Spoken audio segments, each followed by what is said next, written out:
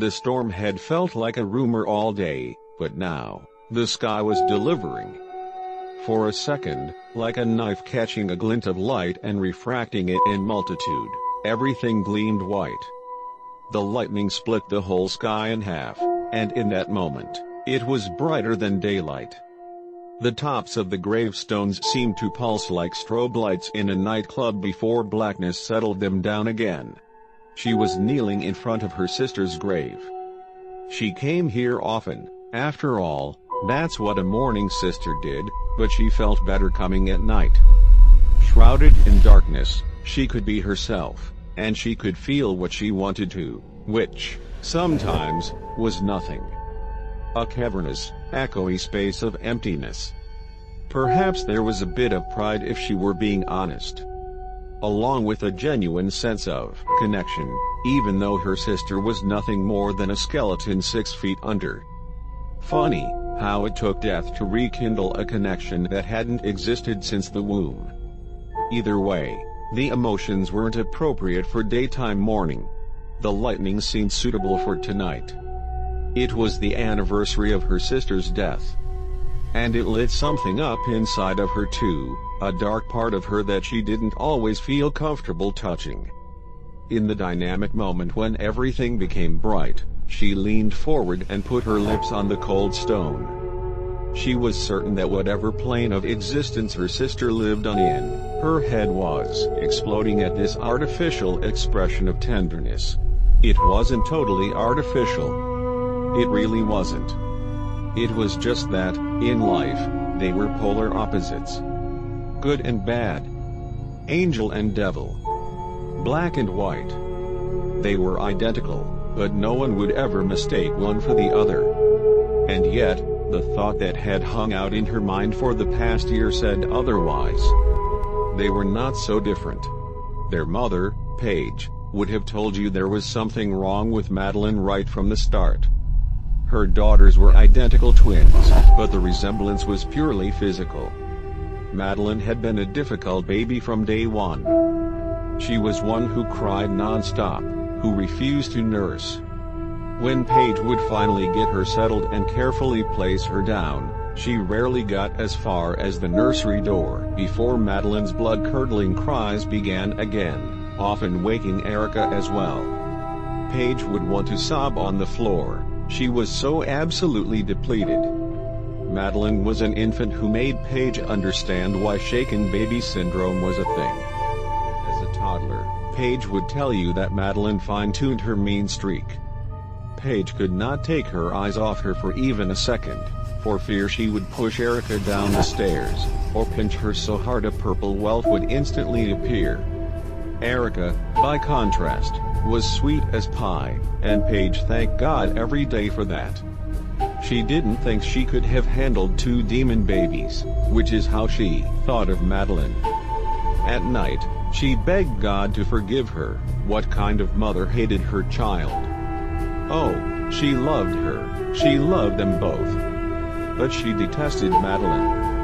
She wished for her mother or sister to offer to take Madeline for a weekend, even a day, but that never happened. Erica, though. She was quiet, ate and slept well, and was a child who lit up with a smile when you spoke to her, unlike her sister, who was more liable to kick you in the shin, the demon grin on her face. Erica grew into a little girl teachers raved about, one who followed the rules and was polite. Paige knew you were not supposed to have favorites, but she didn't see how that was possible. When she asked God to forgive her, she also prayed that Madeline would outgrow her wickedness. That never happened either. Erica would have told you that being the good child was a heavier burden than it appeared. Aside from never wanting to cause a fuss, and even good little girls became frustrated or angry sometimes, there was also Madeline's temper to consider. Erica learned at a young age to watch her back. Madeline had a fondness for pushing her down the stairs or sticking her foot out to trip her. Erica spent a lifetime sleeping with one eye open. Years of watching her back, of being ready to defend herself against her sister's attacks was exhausting. Sometimes, She wanted to be the one who screamed out a tirade, who wiped the contents of a table off as she ran by in an indignant rage. But she didn't think her mother could have handled that. There was a weariness in Paige's eyes so solid you knew it bled right down into her soul. As they grew up, Madeline's attacks against her twin became more devious in nature. Bored, it seemed, of physical assault, Madeline would do things that seemed more benign. But these acts of scheming cut Erica deeper than any bruise or twisted finger could. Ripping up a book report with a big, red 100% at the top. Dumping black dye on her cheerleading uniform. Erica learned quickly that it was easier to keep her head down and privately tell their mother that she had aced the math test. It was easier just to not run for student council president, to give up cheerleading. Erica locked her bedroom door at night. The truth was, Madeline terrified her. And Madeline? Madeline would have told you her parents played favorites from the start, so why not star in the role she was cast? She would have entertained you with memories of being 4 and staring at her perfect, pristine sister while hatred she could not stop bubbled inside of her. Erica's hair looked like ringlets on a child model and Madeline's was a wild frizz that could never be tamed, just like her, she supposed. She would tell you a story about grabbing a hunk of Erica's shiny blonde curls and hacking them off with contraband sewing scissors before she even knew what had happened. She would tell you 100 stories like that, but the truth was it got old.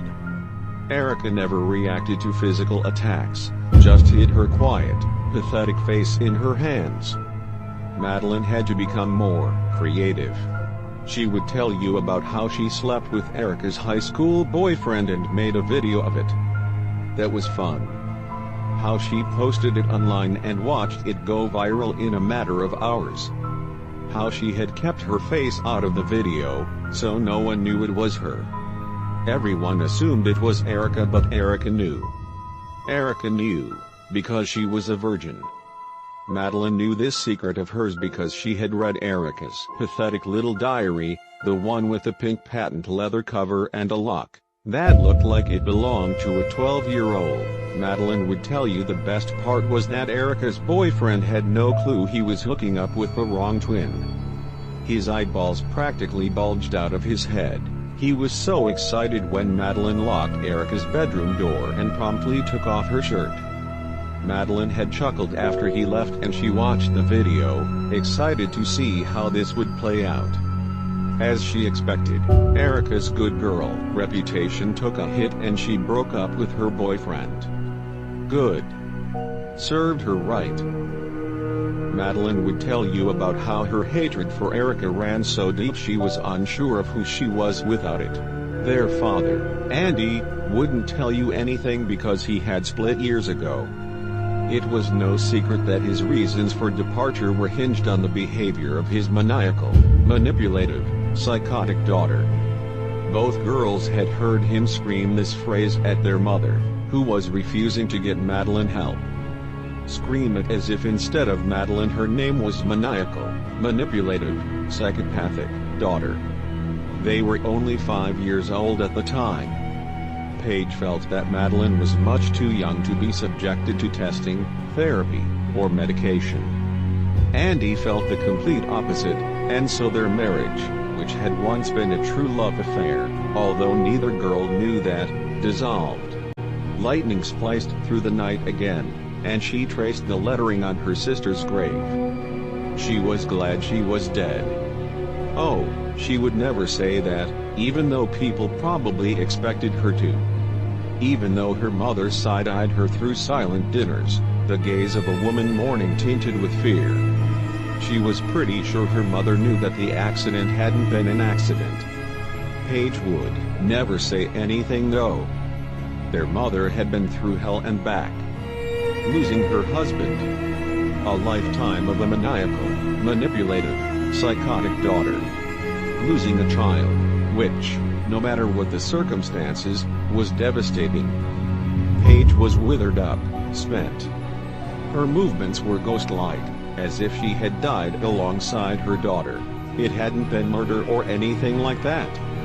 There was nothing premeditated, in that sense, it really was an accident. But it felt as if the universe had offered up an opportunity. Like a giant hand had reached down from the sky and said, "Here. Take her out. And all your problems." It was a beautiful October day. They had driven home from school in stony silence. The fallout of Erica's boyfriend's betrayal was still a fresh wound.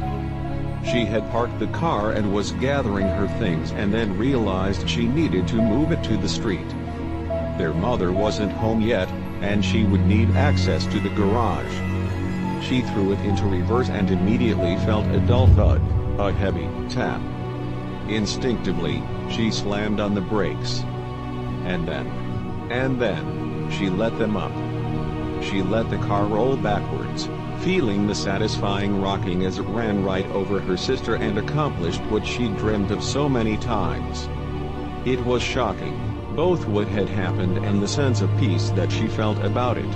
Of course, the aftermath wasn't pretty, particularly the immediate aftermath. She had always felt that she had a strong stomach, but seeing the remains of her twin's face, identical to hers, in smithereens on the driveway was enough to make her vomit before she even dialed 911. Paige's primal scream when she showed up moments later, ambulances already surrounding the house. Okay, she did feel bad about that. Whatever you could say about Paige hating Madeline, she couldn't help but feel empathy for her own mother. Then there had been the funeral. The abysmally low number of people in attendance, it wasn't hard to figure out why. What would they say? "Sorry for your loss." The awkward and uncomfortable appearance of her father, who patted her shoulder like she was a horse in a stable, a horse he was a little bit wary of. He barely spoke to her, only stared at the casket. She swore she saw tears dripping. Before he left all those years ago, their father had made it no secret that Erica was his favorite. Paige, at that time, was still trying to perpetuate the notion that she loved her daughters equally, but Andy had little patience for that. Erica was the one he played with, the one he took along for Sunday errands, the one whose ears he pulled quarters from in an embarrassing dead joke way. Still, it was bizarre to see him standing over the casket, crying. It wasn't even open. She had half expected him to stick around. Maybe with her sister out of the way, the three of them could form a nice, normal family. She was nearly 18, but she still fantasized about the life she could have had if it hadn't been so streaked with all the hatred. A mom and a dad who loved each other and adored her, and that was it. No sister. She could picture her whole future, Christmas dinners with the three of them together. Her wedding day, with both parents walking her down the aisle together. A happy life. But that was not to be. Andy split faster than he had the first time. He hadn't even come to the interment at the cemetery. Rain was beginning to fall now, and she thought it was time to go home. She really didn't want to, because the biggest secret that she kept was that she'd felt closer to her sister in the year that had passed since she'd run her over than she had all her life. She felt a sense of aliveness, connection whenever she visited the grave. Sometimes, she was almost a bit regretful maybe that connection meant that some way, somehow, they could have overcome their differences. Maybe her sister had just been playing the role she was cast in, after all, or maybe it meant they were not so different after all. As the rain began to fall harder, Erica traced her fingers through Madeline's name. It was a ritual she did each time she said goodbye. She traced the name, she whispered it into the darkness, and she leaned over and kissed the chilled, wet stone once more before standing up. It was funny. If it had been the other way around, if Madeline had crushed Erica with her car, everyone would have assumed it was on purpose. But Erica? No one would ever suspect that she'd had a moment to think, a moment when she could have stopped the trajectory of what was about to happen. And if they did suspect that moment existed, they would never guess that Erica would have taken her foot off the brake purposefully, intently. Not Erica, who volunteered at the homeless shelter and dutifully rinsed her toothpaste down the sink and never had a bad word to say about anyone, even her maniacal, manipulative, psychotic sister. No one would ever know. And there was a sense of peace now.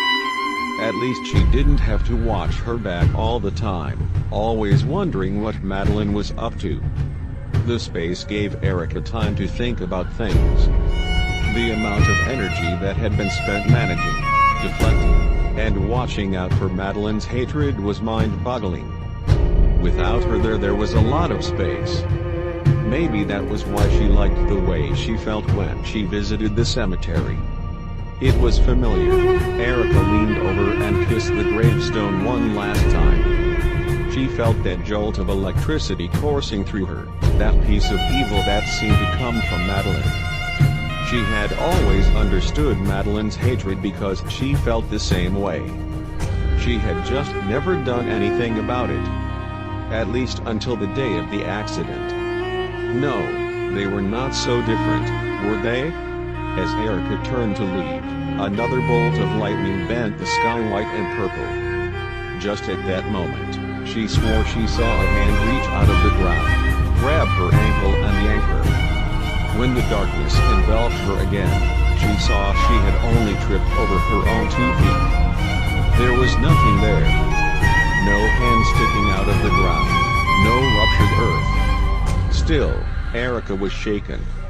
She scurried out of the cemetery, her heart pounding in a way it hadn't in a whole year. The entire time, she continued to look over her shoulder, expecting to see Madeline. She swore she heard her chortling behind her, but as she reached her car, she realized it was only the thunder. She thought about the day recently, when she tripped heading down the front steps of the house, how she'd sworn she felt a hand shove her from behind. There was no one there though, and she had chalked it up to needing her morning coffee more than she realized. Now though, Erica wondered. Wouldn't it be just like the maniacal, manipulative, psychotic Madeline to be able to cause trouble from beyond the grave? She quickly shook her head, as if to clear that thought away. This was just PTSD from years of abuse, leftover trauma from what she'd done. It was not Madeline. As she threw the car in reverse to turn around and hightail out of the cemetery, she remembered that day in all of its vividness, and she knew she'd done the right thing.